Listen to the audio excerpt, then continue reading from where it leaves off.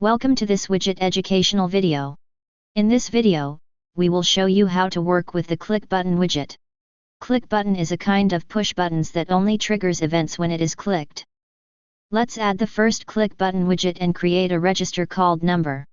We bind this register to the click button and make the click button to increase the value of this register by 1 when clicked.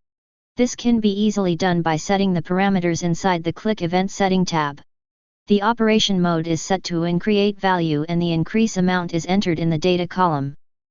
We then add a plus symbol on top of this click button.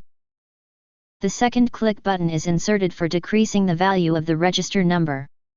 The settings are pretty much the same. We then add a minus symbol on top of this click button. Finally, we add the digit widget to display the content of the register number. The format of the digit widget can be easily changed. Don't forget to bind this digit widget to the register number.